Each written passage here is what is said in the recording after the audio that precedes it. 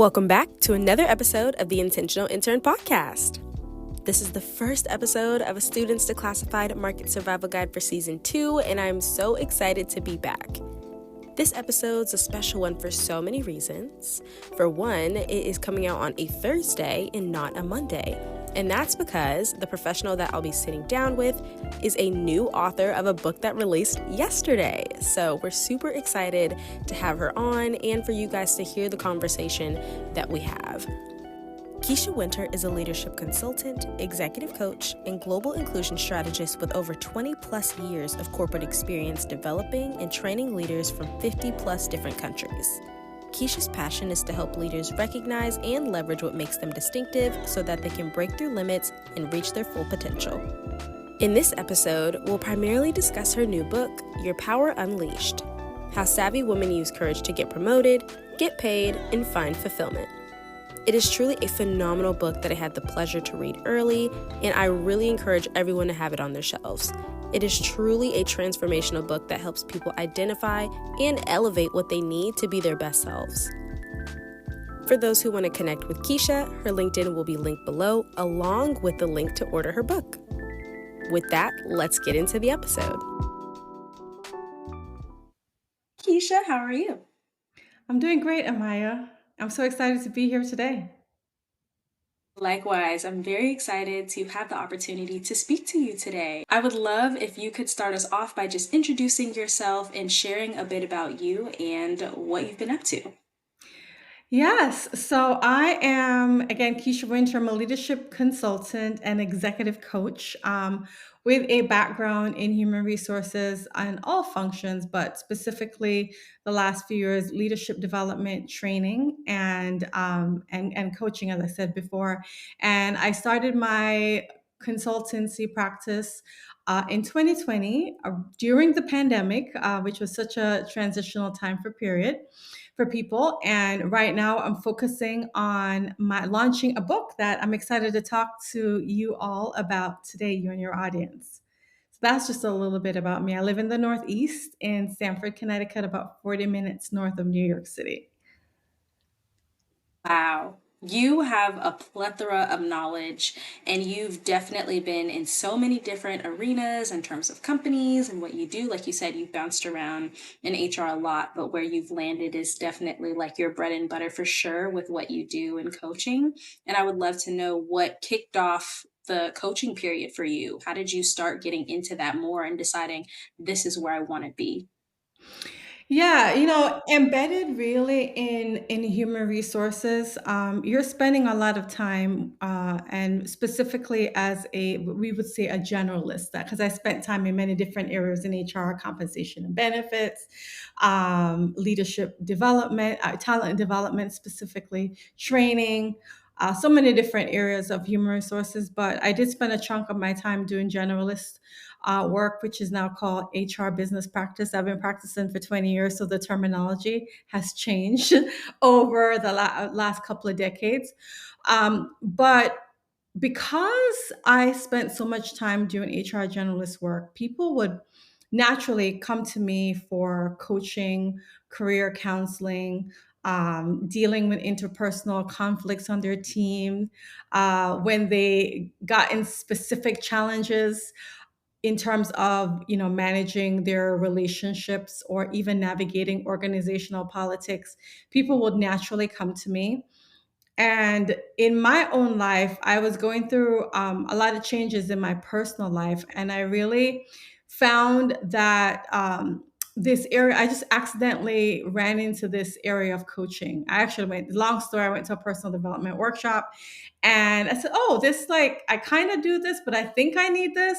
So I ended up signing up for a coach, and it was such a transformational process for me, Amaya, that I said, I want to be more intentional. Even though I was doing it naturally in my role, I definitely wanted to be transformational, and I definitely wanted to use skills that would impact the lives of the employees that I was working with, just in the same way that my life was impacted. And so I decided to go officially to get coaching training. I think it was back in 2015, so almost 10 years now. And it has been so transformational for me. That, as I said, I wanted to share it with my employees, my clients. And as a result of doing that, I said, okay, after a number of years, I said, you know what, that's all I want to focus on. I want to focus on specifically coaching high potential people within organizations, leaders generally. When we talk about my book, we'll get into the fact that I focus primarily now on women, but I do coach everyone as well. So that's the short version. And I'm sure we'll get more into the details of it. Definitely, because I think a lot of what you have been able to work with in terms of people development is so valuable, especially to early career or anybody listening on this podcast looking to develop themselves. I would love to flip the script a little bit onto yourself. And as this is something that you do for a living, I wonder throughout your countless times doing this, no matter who you're coaching, how do you feel like you've grown within this process as well as learning to coach other people? How do you think you've grown in terms of how you manage coaching, how you do leadership coaching and development? Has it had an impact on your own personal or professional development? Yeah, really good question. As I said, from day one as an HR leader, I was doing coaching, but I didn't necessarily have the tools, right? You can kind of be doing, I mean, a lot of us are skilled in different things, and your job requires you to do certain things, but you don't necessarily know what the process is, and you don't have clear tools that you're using. And, so I'll tell you a little bit from a personal development side, right? When we think about coaching, we think about two pieces. We think about the internal mindset, right? And we also think about skill sets. And a lot of times people think that as long as I have the expertise, like you're all going to school, you're getting your degree, you know what basic concepts of HR is. So you go into the workplace with some information, right? But fear and self-doubt and imposter syndrome and all those things may come up, which hinder you from even applying the things you already know. So like the perfect example I tell people is like, think of like somebody who is trying to be on a healthy journey. They're trying to eat healthy, and they know like eating the vegetables, reducing sugar, oil, and fat, moving your body more is the best way. But you have different things that come up that cause you to like overeat, the stress, etc. So you don't know, you have all the good intentions in the world, but these self-sabotage patterns or even limiting beliefs cause you to engage in non-productive patterns. And so it's the same thing in your career. You may know that you're supposed to build a really strong network and you need to get visibility in order to get ahead professionally. But maybe you don't have the self-esteem and the self-confidence to reach out. You may know all the things, but you don't feel comfortable speaking up in a room of senior executives, especially if you're the youngest one in the room and you don't have all these years of experience and everybody is like 20 years older than you and you don't feel good enough. And so I tell people that's the power of coaching because it works on both the mindset piece as well as helping you to build the skill set to be successful. So for me personally, earlier in my career and even like mid career and even in my business, right? There are different fears will come up because people think, oh, like you should never feel fear. You should never feel this feeling of not being good enough. And I tell people, I said, you're gonna always feel a level of fear when you are stretching yourself outside of your comfort zone, when you are doing something new, when you're trying to play bigger than you've ever done in your life. It's going to be natural for you to feel this hesitation or doubt because it's new. But once you've mastered the skill sets, then your confidence grows for the most part. Sometimes the fear is deeper and then we have to like unpack it even more. But and so I say it's not about avoiding the feeling. It's first of all celebrating because you know that your learning and growing is happening. That's why showing up, because you're not going to feel afraid of something that you've already mastered. So that's number one. You're pushing yourself, you're learning and growing. And then, second, it's understanding okay, what are the strategies, what are the tools that are going to help me to stay in action so I don't get paralyzed by the fear? That's the problem. I tell people all that it's not that the fear shows up, It's what you do when it shows up, and you're ensuring you're not being paralyzed by it. So one of the things I realized when I worked in corporate, and for people that are their first year, maybe they're doing an internship, you may go in and you have all the highest level of training and education, and then you have that meeting where you have to step up and you have to present and share your perspective. And some people, they really don't perform well under those circumstances, um, because they don't feel good enough. And so and part of the reason for that, besides fears, you look up in organizations. This happened to me early in my career. You may look at me now, right, and say, "Oh, like you own your own coaching and consulting firm. You spent 20 years in human resources, right? You're a business owner. Now you have a published book and you're speaking on stages. Wow, wow. Like that's amazing. You've coached leaders from over 50 countries globally, which I have." And so people look at you, and my mind is blown, even me, when I think about it. But early in my career, I never thought that this level of leadership success would be possible for me, because when I looked at the top of organizations, I didn't see anybody that looked like me, that sounded like me, that had my background. Most of the leaders at top of organizations, even the study, like McKinsey just came out with a Women in the Workplace report for 2024. And the numbers are 29% of C suite executives are female, which means 71% is male, right? And that number has actually gotten a little bit better over the years. And of that number, as a women of color are only 7% of that number. So me as right, 7%. And I didn't say black women, I said women of color. That's everybody. That's Asian, Latina, BIPOC, right?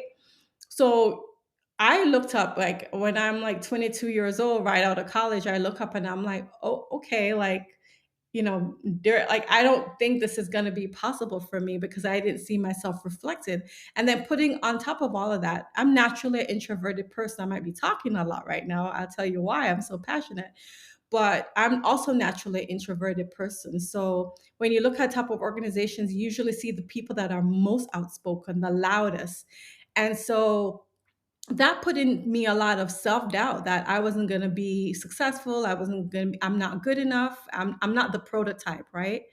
And I remember the turning point came for me was when I went to a meeting, a senior leader at the time. I think he might have been in his 40s or something, and to me in a 40, like I'm in my 40s now. So, but then I was just like, oh my God, this person has over 20 years of experience and they know so much. And they're asking me as the HR person, I want you to come into my office and share with me your perspective of my team. And I'm like, what am I going to say to this guy, like, that he doesn't already know? I'm like, this is my first couple years here, and I don't think that I'm going to have anything that's mind blowing for him. So I go into his office. My palms are sweaty, as they say. My heart is racing. And, I'm like, all right. So I just start speaking. I expect it to be like a really short, quick meeting, because he'd be like, yeah, there is no value in this conversation. So I don't expect him to say it, but I expect him to think it. So the conversation is not going to last long. And to my surprise, Amaya, not only was he keenly listening, but he took out his pen and he started writing. And I'm like, what are you writing down exactly right now? I'm not saying anything. So I was like taken aback that he was writing down. And after that meeting, I remember, we had other meetings with like some of the C-suite leaders, and he would quote me. Luckily, he gave me credit, because sometimes they don't. But he quoted some of the things I said about his teammates. And that I was at that point in time when I realized I was just like, me holding myself back and telling myself this story that I was not good enough and that I was not smart enough was one of the biggest things that held me back. And I had to realize that, that my difference was not a liability, but one of my biggest assets, because I bring different things to the table that other people's bring. That the real imposter wasn't really me, the imposter, was that voice of self-doubt. And the third thing I had to learn, that I was not only ready to play, I would say, with the big boys, but I could teach him a thing or two. Here he is taking notes, right? And so that is one of the things that really motivated me, because I realized I had to, and through coaching, right?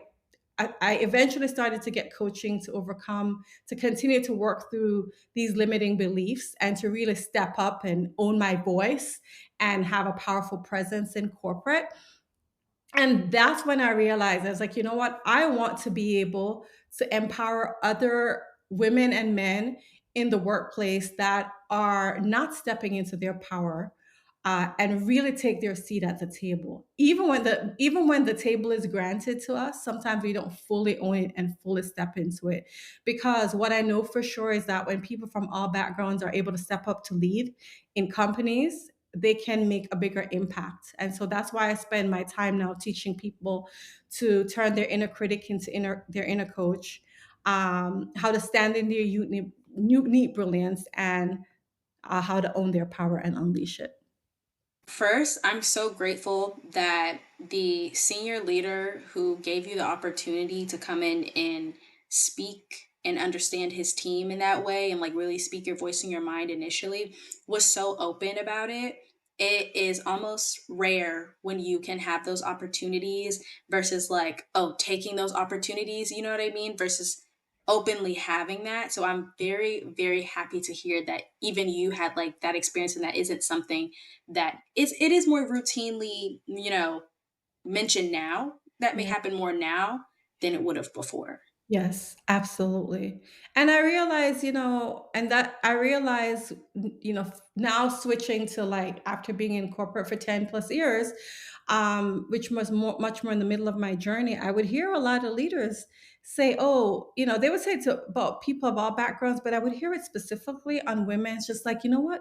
This woman, she's really smart. She's really good in her area of domain expertise, whether or not it was finance or HR or IT or legal or any other area. She really has the knowledge and the background to be successful, and she's really good at her job. But in terms of her leadership presence, in terms of her showing up in her power to be able to influence the room and to communicate with power, these are things that are lacking. A lot of times they would call it leadership presence. These things are lacking. And so eventually you hit a glass ceiling, and you're not able to move to that leadership, executive, especially get to that mid-level management, to that executive level. You're not able to get there because you don't show up in your power. And it's not only, people listening to this, I know the audience is a lot of people are still in college or maybe early in your career. Sometimes it doesn't even take that long to show up and to block you, because sometimes you might not even get hired because you can't communicate effectively on an interview, because people can smell fear, right? And self-doubt, and it shows up in so many ways that it can definitely limit you from getting to that next level, or even getting hired in the first place professionally.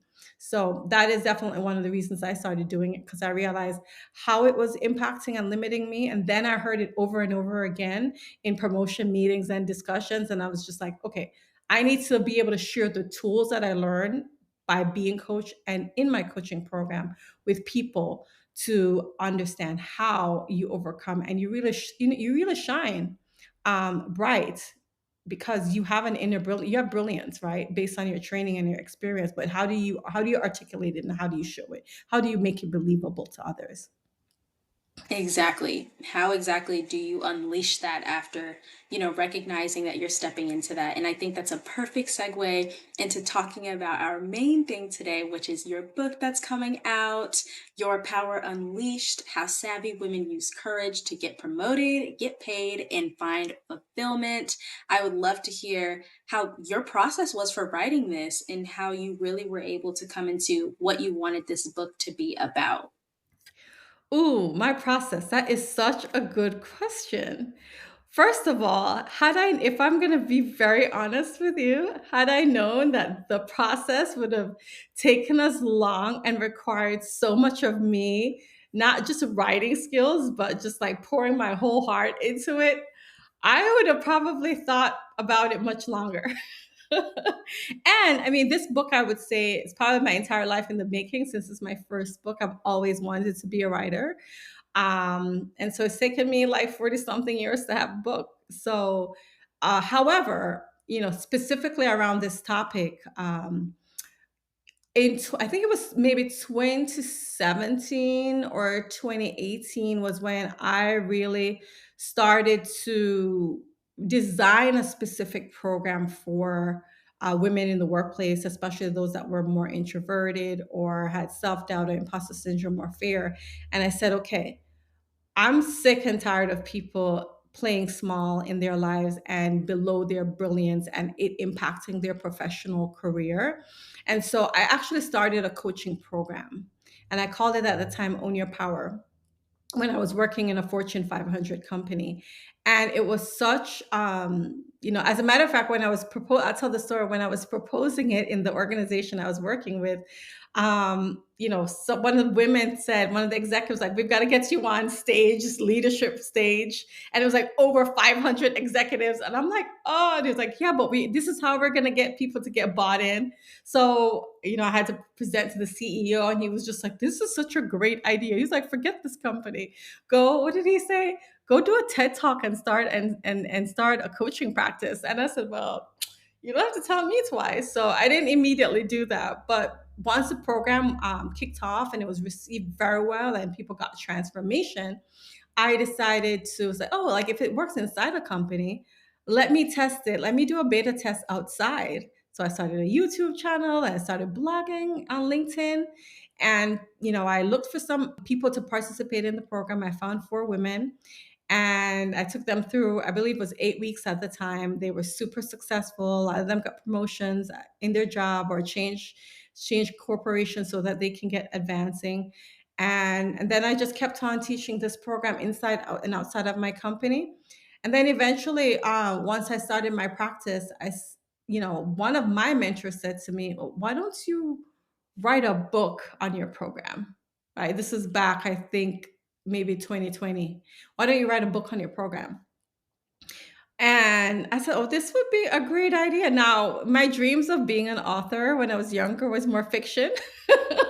So I never thought of it being like a nonfiction, like self-help or career guide per se. But I was really excited. So it took me I eventually started writing the book last year, 2023. And it took me, I want to say 5 weeks, 4 to 5 weeks to write like 55,000 words or whatever it was, which was like, yeah, I just like was writing nonstop. Like 4th of July, I didn't do anything. My family was like, where are you? I was like, nights, weekends, I would take long days, Saturdays and Sundays writing. So I got it out. And part of it is because I had the material, because it was like a combination of like 4 or 5 years of work and even my own life experience as well. So I just really started and, I did research and all of that. But talk about writing process. I thought I was done. And let me tell you, when I found an editor, and there's a first round of editing is usually called content editing or developmental edit is what they call it. That woman, I did not like her. She ripped up my manuscript so bad. Which was good. It was necessary, but I didn't know what the writing process would be. And lo and behold, apparently this happens a lot, right? For, especially for new authors, but for even experienced authors, you go through a developmental edit process to make sure everything flows, it makes sense to somebody else. And so what I thought was done in 5 weeks, it took me almost a year to fully write, between the back and forth and all of that. But it was such a growth and a learning experience for me that I just recommend that if anybody wants to take their expertise and their knowledge to the next level, the process of writing a book is truly transformational. So now I am super proud of the product because it's very well tested and based on my knowledge and research and it went through a lot to get to the place that it is. And so I feel really good about the value that I know that the readers would get from reading the book. Yeah, that editor said, we're going to make this tried and true. Yes, she did. And then 3 more after that, because then there was, like, 3 more different rounds of editing. So I wrote more and then it went through, but that was a major one. That was the biggest one. So yeah. Do you have any like fun stories that you pull from the book? I know you talked about that you put like some of your life into this, and I assume more than just like, your journey within coaching, but if you kind of go into your own life personally and maybe elaborate a little bit more on that, what do you think that we'll get from that side of you within the book? What should we potentially expect in terms of we're getting the professional coaching side? Will we get a little bit of the professional but personal Keisha side? Yeah, right. Okay, so first I'll put it, I back up a little bit. So the book is divided into two sections, right? I talked about do the first, it's called Your Power Unleashed. And so the first part one, I call it Own Your Power. It's the internal work, right, of success. And it's understanding what self-doubt is and fear. Learning what are the strategies to deal with it and to stay in action, minimize it. Even, I would go as far as overcome it, because I don't necessarily believe in fully overcoming it, because every time you do something new, you're going to experience it. But how do you deal with it, and how do you stay in action and not be paralyzed by it? How do you turn that inner critic, that voice that says you're not good enough, and shift that to your inner coach? Because one of the things I want people to be able to do is, as a even result of coaching with me or coaching through the book, that you have the tools that are necessary so that every time you encounter a new situation, you can go back and reuse the tools, and that you're not always dependent on me or the book. You're developing the skills on your own. And I talk about values, working on your own values so that you can achieve your own fulfillment in life. And then finally, how to step into your bold, audacious, courageous self. So all of that is really personal and internal work before I even go into the workplace strategies. And I'll talk about the workplace strategies in a minute. But the beginning of every chapter, now going back to your original question, is I do share a story before I get into content on either when I dealt with the topic that was going to be covered in that chapter, or when somebody else dealt with it that I knew. And so I tell the story and it's personal. And then I take you through, it's like, okay, so this is how I went through, this is how I dealt with it. Here are the steps, here are the specific steps. So I haven't had a lot of people, I've had like a ton of interviews, but no one's ever asked me this. And when the editor actually went through the book, she says more stories. She's like, "You're really good at the storytelling," and it was just the only reason I even told the story, I wasn't planning to tell stories. I was just like, oh, like when I'm coaching people, I'm always like trying to make it real, and the only way I know how to make it real is to tell stories. So one of the stories I told is when I was in, it's so many different stories, but one of the stories I told, I went into an interview and I was like, I'm gonna crush this interview. That I'm gonna be like a total, badass. And I expected to interview with all the HR professionals, and I'm used to dealing with executives that are HR, and I know what to say to them. I know to give them the spiel and the story to get the job. I had no doubt. But right before, like the day before, I had gone through round one, and then the next round of interviews, I just thought it was going to be more senior HR people. It ended up being the CEO of the business, and and I was just like, wait, I didn't, and I had never, at that point in my career, never actually interviewed, and typically, they wouldn't have, but this particular CEO valued the role so much. It's like anybody that's going to get hired has to go through me. So I definitely had the attack of self doubt. And in the book, I tell the story of how I went into the office and he was like, basic question, tell me about yourself.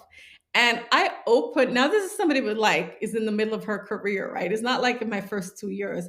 I opened my mouth to talk about myself and my background, and nothing could come out. My throat was dry. I like couldn't say anything.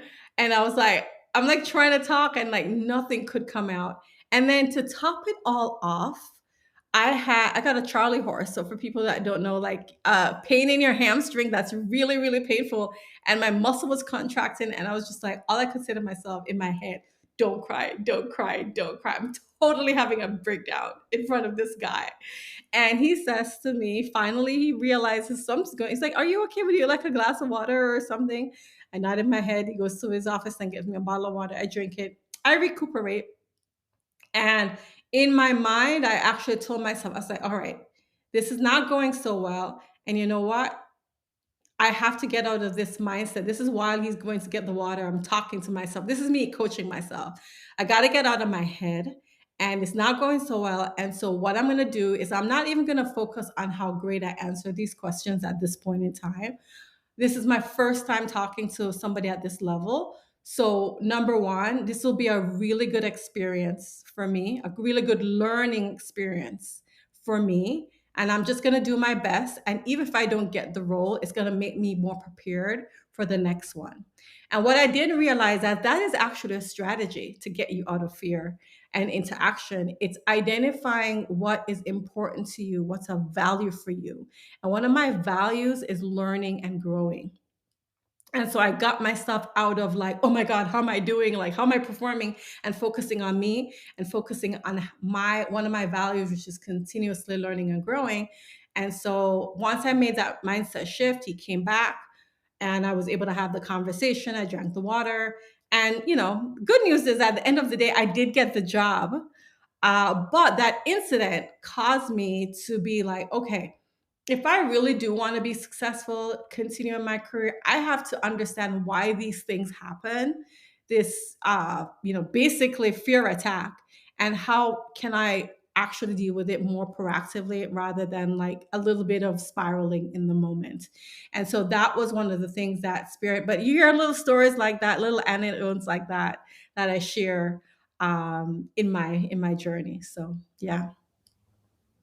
And I love even just that story. Your editor was completely right about you telling stories really well. I think something that I also took away from it is one, even if you start out maybe not the best, that doesn't mean that you can't finish strong. And so a lot of people, most of those stories can be like, hey, I started out this way, so this is the cause of why it went this way, but yours is completely different. It still poses a reflective kind of exercise in that way.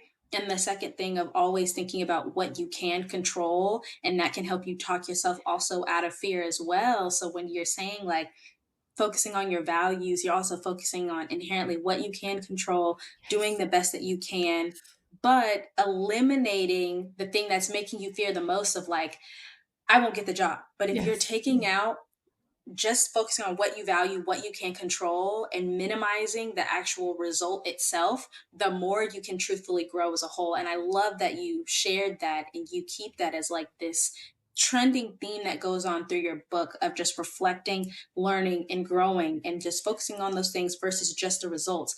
Things will pan out how they pan out, results will come, but the earnest amount of growing that you can do transparently and authentically in that way when you're intentionally reflecting is super huge. Super huge. That reflection. And there is a Harvard Business Review article that came out a while ago. I don't know how long ago, but I recently read it. And it talked about the importance of reflection for leaders, that we spend so much time going, going, going, and we don't take the step back and reflect on why something didn't go well, or even, so that we change and try something else, or even why it went well and what are the actions that we need to repeat. And I do this all the time in my coaching conversations. I coached a leader recently. This is one of the guys I have, and he had a difficult conversation with his boss. And he has a more like, he doesn't have to work on his confidence. He might be a little bit too confident. He's like, in your face and intimidating. He's one of those guys that can be super intimidating. And I've been working with him to just communicate more collaboratively, more effectively, and not just take up the whole space, right? Don't like, attack people, have a two-way conversation. And it went very well because I'd been working with him for weeks, and like it's like, oh my God, you fought with this person again. This was horrendous. And then this time it went well for him. And I said, okay, what allowed you to maintain your calmness in the conversation? What allowed you to be more vulnerable? What allowed you to be empathetic? Like, let's identify what's going on in your mind. Because I'd been giving all these strategies, but he hadn't had the breakthrough. And part of it was like, you didn't take the time to reflect. All right, in coaching, we're going to reflect. So now you know how you can recreate that success. And so I love that you identify, because that reflection is really important. No, yeah, I think, and this is me talking about just how you never saw yourself making a self help book. For me, at my age, I'm always thinking about self help. No one around me is thinking about self help, probably not nearly as much as I do. I will grab the first thing I gravitate towards is either health and wellness or self help in terms of how can I assist myself in my mindset? How can I work against myself in terms of self sabotaging behaviors? Because I want to be able to understand from a different realm. I know sometimes whatever's going on in here is not always me. And even you said it of like the version of yourself and the imposter is not you. And I think like what you said was such a word because I think when we think about imposter syndrome, we think about this person somewhere that's just doubting us and it just comes out of nowhere. But recognizing that first thing, that should be honestly the first thing that a lot of people think about is the imposter in your brain is not you. It's not Like you. you can't, you don't know exactly where it may come from, and you don't have to identify, you don't even have to give it an identity. And I think we hold so much power in that of we assign imposter syndrome as part of our identity in some way, and we don't have to do that. If we keep it at the imposter is just not me, again, not focusing on that result or focusing on something concluding that could potentially affect how we choose to move forward, and Yes. just not giving it that power, imagine how much power we can unleash. Look at that. You read the book. That's literal. That's why I said own your power and then unleash your power, right? And because when you give the inner critic and self-doubt and fear, imposter syndrome, whatever you want to call it, the power, then it takes it away from you. It takes the choice away from you. It takes the control away from you. You talk about circle of control versus circle of influence. Like, there's a lot of things you won't be able to control, but what you can control is where you allow your mind to go. And I'll throw this in because when we talk about confidence, because I loved how I said identity, and it is one of the things I talk about in the book, and I think it's really important. I touch on it in the book as well, is that there is a reason sometimes the self-doubt, fear, imposter syndrome is because of just not feeling confident about who we are and what we bring to the table. But sometimes, because remember, I one of the things that caused me to think that way is I looked up and I saw nobody like me. I didn't see the reflection of myself. So I was just like, okay, this is not even possible. And so part of it, we have to realize that some of this is also systemic. Um, because if you are treated as less than, and sometimes in toxic workplaces, it happens. You may not be respected in the workplace, because of your background, because of your gender, whatever. These things still happen. We wish that one day they don't, but they don't. So I talk about, all right, is it that you have the syndrome, or are you just being treated like an imposter? Are you being treated like you don't belong? So differentiating imposter syndrome versus imposter treatment, it's a big difference. It's like, is it the inner critic, or are you like being criticized in the workplace, like unjustly, and actually being, because there's a lot of studies, I'm sure you've heard this, that say when women speak in their power or whatever, they may be treated as being somebody as being aggressive. And when men do the same behavior, in organizations, a lot of times they'll be more receptive of it and say, okay, he's just showing leadership. Well, now when you feel like you're in it, it's not because you inherently don't have the confidence, it's because of how you're treated. And so I love how you are already talking about this idea of doing the personal work. And I talk about it in the book, I say there's a personal work and then there's a systemic work. but we have to start internal with ourselves and work on what we can control. And then once you empower yourself, then you make a decision. Am I going to remain in an unhealthy environment, or am I going to go to a place where I'm going to be celebrated and given the opportunity that I deserve? So I look at it from both aspects. I love that. And it also kind of adds this nuance of, if you do choose to try and break barriers within that corporate environment that you're in, depending on the situation, it is like a message of not allowing the lack of diverse identity to erase yours. And Yes. that's a huge thing. Like, sometimes, most of the time, the answer is going to be leave. But of course, if you can get it somewhere better. But if you are choosing to stay, and sometimes maybe if that environment is interpreted of just they have not had that identity yet, considering it's a startup or whatever the case may be, but just if you are going to stay, making sure that the lack of diverse identities does not erase yours. And that's in any setting. And the same thing with, like you were saying, with women and men being the only woman in the room. Do not let the lack of identity and diverse identity in that room erase your identity. That isn't how it's going to work. And you talking about that in the book and establishing that confidence that will enable your credibility and just how you carry yourself. I love that that message is being pushed. Amaya, I'm going to be quoting you. Amaya Robertson says, "Don't let the lack of identity, diverse identity, erase your identity." I will be quoting you and tagging you on social media. That is a word in itself. Yes. All I can say is yes to that. Amen.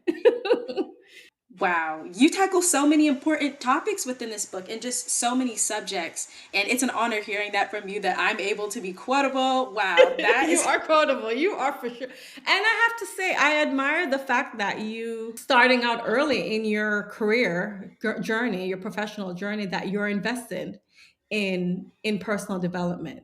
Because, I go on in the second part of the book to talk about the strategies around being successful. This is your power unleashed part. So, how do you navigate organizational politics? How do you communicate more powerfully?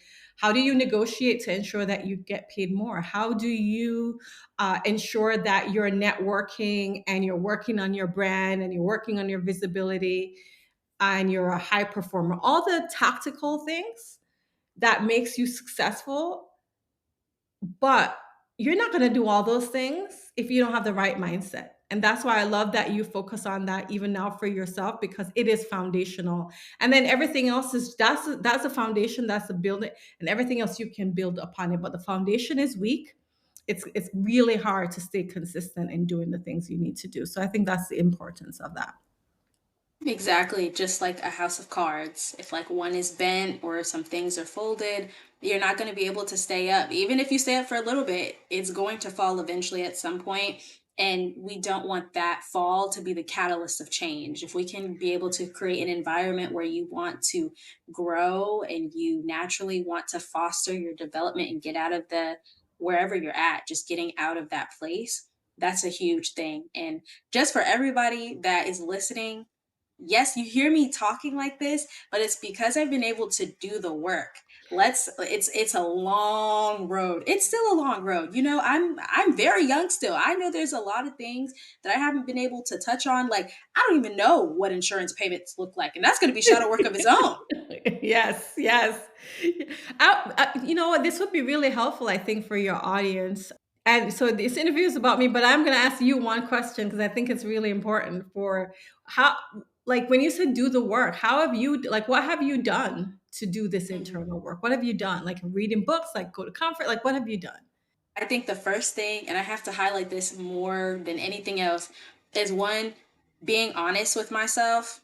Like, there are definitely some times, and I know a lot of people, like, there is definitely some pride in terms of how we may show up to other people because of our assumed or perceived identity from others of like, oh, you're so this, you're so that, you're so blah blah blah. I had to look at some of those things of like, those things are great that people perceive me that way, but if I don't perceive myself that way, that's an issue. And I actually had a conversation with a leader who was in learning and development, and we had a coffee chat, and I had just met him, and he asked me, do you believe that you're going to be successful? And I said, oh, absolutely. Answered that so quickly. And he said, do you trust yourself? And I took at least a good 30, 45 seconds to respond before my ultimate answer was no. And Mm. he was like, "Why did those look different?" And I said, "To be honest, sitting here, I don't know." Like, I had to step back for a second, even with that, and say, like, I know I'm going to be successful at the end of the day. How am I going to get there? I know I'll get there eventually, but it's going to be even longer if I'm steady fighting against myself, or there's some unknown about myself that I'm just letting be unknown. So I had to sit with myself and think about, what do I not know? Because Hmm. sometimes it's super hard, and I had to be honest with myself of like, even though people perceive me as this, I got everything figured out, the real answer lied deep within me of like, why don't we have it figured out? Why do we feel like we have it figured out when only people are around us, but then as soon as we're by ourselves, we feel like everything's crumbling apart? So that's a big part of just being honest with yourself. And luckily I was still very transparent with someone else, that it hit me of like, oh, I don't feel this way about myself. And that may not be the case for everybody else, just being able to honestly give that vulnerability just straight up. I Yeah. wasn't expecting myself to give that vulnerability straight up, but I took that as a sign of like my mind and my body knowing there's a disconnect, and this is the opportunity for me to get it together. So once you're honest, beyond that part, when we have that figured out, for me, of course, journaling, meditating, I went to a point where journaling felt like it was just doing nothing. I felt like I was like, oh, I'm just writing down my sappy emotions, this sucks. And now journaling is like a daily practice for me, where I'm like, okay, I really need to write out, this is just making me feel bad, I need to write it down somewhere, or this is making me feel good, let me write it down somewhere. And then after that, it's just whatever books that I can get my hands on. I listen to some podcasts as well. And then, of course, I have my own like wellness rituals. I really care a lot about what I eat, things like that. I need to get that way about how I sleep. Yeah. But those are really my main things of what has helped me. And then, of course, just asking people. Like, I'm way less, what's the word? I'm way less sensitive when it comes to feedback now. When I was much younger, I was much more susceptible to being the person that would probably cry after people being honest with me. But now I ask for people to tell me, what do you need me to stop? What do you need me to start? What do you need me to continue? And when Mm. someone told me that feedback is a gift, it kind of made sense for me of why constructive feedback, I will never receive it in a way of, it's not something that is aimed to hurt my feelings, especially if I'm asking for it. They're giving me this advice because they want me to grow. And every experience is an experience that I will utilize, whether it's a good or a bad experience. So I stopped giving connotation to it. It's an Yes. experience, I will use it. I love it. I love it. And you could tell because you have such a calm, centered way about you. So I'm not surprised that you're journaling and meditating because you know what you do in private, people don't realize it actually emanates. It's not what you do, it's who you be, right? It might sound like bad English, but it's literally like we're human beings. And so that confidence and that self-assurance is internal. It's not like all the external stuff. And I love that question that the leader asked, well, do you trust yourself? Powerful question, right? There's a good coaching question. So yeah, no, I love this. And I definitely wanted to ask you that because I do think it's important for your audience. I have a little bit more years than probably most of your folks. Like how are you doing it, Amaya? There you go. Good tips. Look, your years of wisdom are definitely something that I aspire to be at. And there was even a CHRO who came on the podcast, and she was talking about, how she's able to function well and operate well as a professional. And she said it all came down to knowing how to human well. And it Mhm. reminded me of the exact same thing that you just said of like who you be, like human beings. And if you know how to human well, it will enable you to do everything else. And so it really does come back to you full circle. And of course, like for HR people, it applies a lot more in terms of how you're interacting with others. You can't fully be able to commit yourself to empowering other people if you can't empower yourself. And so the early on that you are able to understand how you empower yourself, or just understand the practices that you use to empower yourself, no matter how many times you evolve, if you have those standard practices that you can look towards and tailor towards the area of your life, like you were saying, of the fear coming in when not just when you're doing bad, but also when you're doing extremely well. And I use this example all the time, but it's almost like when you're in middle school and you're in eighth grade, you're like the top of the pool. So you're like, okay, I'm the big dog. Right? Versus the next step for you is like, everyone's like, oh, you're going to high school. Whoa, you're going to be so cool. And you're like, exactly, I'm going to be so cool. And then you get to high school and then you're the freshman and you're the small person in the big pond again. And it's like, you are upscaling your life, but realize the levels that come into it. And it's like, oop, this was not what I was expecting. And so then that's when the fear comes in. It's when you actually are going to do it versus it's just you're aspiring to do it or it's like almost there. So you saying that earlier in our episode, I was like, wow, that all kind of ties back into just, the fear, but if you know how to empower yourself and practice those tools, even with the imposter syndrome, which is inherently somewhere in that fear category, and just tying it into all the aspects we talked about with identity, if you know how to empower, how to coach yourself, you can be confident in yourself and get to all of the things that you want to get to, whether those things are physically, mentally, or even emotionally. And as you were talking about your story, I was thinking like emotionally regulating yourself as well is such a huge tool, and that emotional intelligence that you can have, and knowing just how to coach yourself and you being able to do that so much with others. There's a huge piece of EI and like emotional intelligence that people just don't talk about, that's It's rooted in that empathy. it's all like it's I don't want to say it's all emotional intelligence, but it's like a major part because first of all, I didn't really say this in the beginning, and I think it's important just to say this. I did say that self doubt and fear and all that comes up when you're doing something new, and part of it is that it's it's a neurological reaction to fear. Your body's literally going into fight or fight response because you're doing something new, because you're stepping outside of your comfort zone, because you're going on stage like I did for the first time in front of 500 people. Like your brain, there's the logical part of your brain called the prefrontal cortex, that it's logic and it's reasoning. And when things happen, let's say you're going to a conversation and you're well rested and everything is aligned, you are able to have that conversation, you're able to have that speech or do whatever very well. But when fear comes in, it literally, and we're not going to be on video, but it literally causes the amygdala, which is the emotional part of your brain, to take over from the reasoning, the prefrontal cortex. And all of a sudden, the reasoning part of your brain is no longer in charge. Prefrontal cortex is no longer in charge. It is now the emotional response. And so the tools that we're talking about, whether or not it's journaling, maybe not in the moment you can't journal, so you have to breathe, or even just asking yourself a powerful question. Like, is this true? Is this what this person is really saying? This is what's setting me off, right? You're asking yourself these questions. It's helping you to get out of fight or flight response so that you can think logically again. That's what it is. It is emotional, personal, emotional regulation. And that's what those questions that I asked myself when I shifted to values, even in that interview, and I was just like, okay, all right, even if it doesn't go well, this is a learning opportunity. That conversation got me out of the fight or flight response. So you hit the nail on the head when you said that. And I wanted to really explain. If I was on video, I would show you like the whole hand diagram about flipping the script and all that. But I talk about it in the book. It's a really important point for people to understand. It's not just you freaking out. It is actually neurological, and neuroscience backs up why this happens. And all we're doing is utilizing strategies on how to emotionally regulate yourself.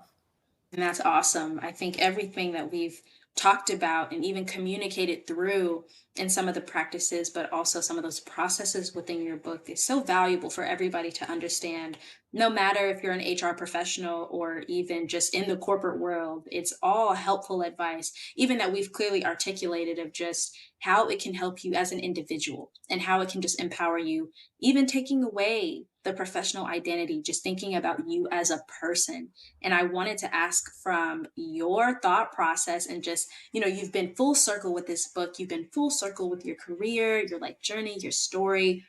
If you could put your book into one word, if people could say, okay, just explain to your like audience the book in one word, what one word would you give it? Agency. Agency. I don't love to use the word empowerment because in the women's space, empowerment is such an overused word. And if you think about it, like power is agency. My book is Your Power Unleashed, right? And it's you, like, we're not going to always be able to control our environment, but what we can have is personal control of who we're being and how we're showing up. We can't control other people's response. We can't control whether or not people are going to accept us. But I don't believe that we should ever give our power away. And so that personal power is what I refer to as agency. And once you recognize that you have more power than you think, like I believe that nothing is impossible for you. Because if you're in the wrong place, you have the power to choose. And even if financially, right? Because we have to recognize that you say, oh, just go somewhere else. Like maybe people, that's financial privilege because maybe not everyone is in the place where they can. But guess what you could do? You could make a plan. You could make a plan on how you're going to make it. Maybe it won't happen today, but you can make a plan. And so for me, it's agency. And the fact that you answered so quickly just shows me how, like, you're standing on business. You already know Yes. the most important part of all of this, of like, there's anything you take away from even what we've talking, like even whatever we've talked about. And we even covered it like throughout the conversational pieces and topics here, that not even underlying that overarching So theme much. of agency. Yeah, it's agency. I'm gonna give it the tools, the knowledge, the skills, the insight, how to navigate this space, all because I want you to have agency at the end of the day. I want you to be able to be in control of your life and your career. Because how you do one thing, I'll say this to my clients every time, how you show up in business as well is how you show up. If you have no personal power in your personal life, then you're not going to have it in your professional life as well. How you do one thing is how you do everything. So this is not, that's why it says the subtitle is How Savvy Women Use Courage to Get Promoted, Paid, and Find Fulfillment. That find fulfillment is the rest of your life. And you find fulfillment in anything you do sometimes. Like, really, even if it's not in one piece or in that majority piece, like finding fulfillment is something that is so important, because there's only so much amount of time that will pass of you trying to do something when you're not happy. So I'm Listen. really glad that you emphasize that. Yeah, yeah. I think we live a full life and it can't just, I mean, work is an important part. Don't get it wrong. The important because you want to feel like you have a purpose and you're making an impact. And it can be done through your professional career, no doubt. And what else? Right? So there you go. I love it. Thank you so much for giving us all of the insights and a sneak peek into what we can expect. Looking forward to your book release coming soon. Would you like to give us any closing remarks? Anything else you would like to share about the book so we can stay in the know? Yes, so I'll say the book is available and now. By the time this goes live, it will be out of pre-order and ready in the world. So you can go on Amazon, Barnes and Noble, wherever. Your Power Unleashed. And you could also follow me on my website on LinkedIn. My website is yourpowerunleashed.com, so that's very easy. I'm on LinkedIn as Kisha Wynter, KISHAWYNTER. And how the last thing I want people to think about as I close up this session is really going back to that word. Um, we spend the majority of our weekend hours, or at least a large portion of our weekend hours at work. And so if we're not fulfilled and we're unsatisfied at work, that is a substantial portion of our life that we're unsatisfied. And so I want to encourage people to really find something that you not only enjoy, but gives you a sense of contribution or purpose or learning. It's going back to the values, it's figuring out what is important to you from a value standpoint and ensure at least some aspect of your work allows you to step into those values and into those purpose. And lean on the agency because your life is within your control. And so hopefully by reading this book, it will give you some inspiration to take control of your professional career.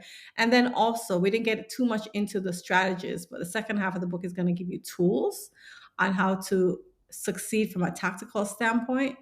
So between the internal mindset work, which gives you the agency, and then the skill set to navigate your organization, I wish you have the most impactful career and a fulfilled life. That's it.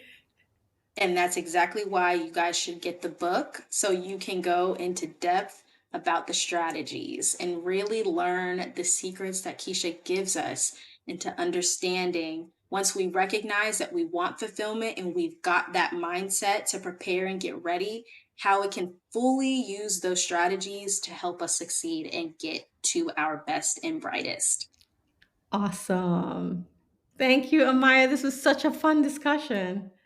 Thank you. I'm very excited to buy the book, and I'm very excited for our audience to also just really dive deep into what it means to get successful, be fulfilled, and understand more about what we want and how to get where we want to be, whether that's in our minds, our bodies, or our souls. So I really appreciate you taking the time to let us have this. Yes, after much work, I'm excited to, it's like birthing a baby into the world. And so I'm excited to present it to you all. Thank you, Amaya. That's a wrap for today's episode of the Intentional Intern Podcast. We hope you're leaving with fresh insights and a boost of motivation to take on your career journey. If you enjoyed this episode, don't forget to follow, leave a review, and share it with your network. Connect with us on LinkedIn and Instagram and let us know your thoughts. Your feedback fuels our next great episode. Until next time, stay intentional, keep growing, and keep shining bright. See you in the next episode.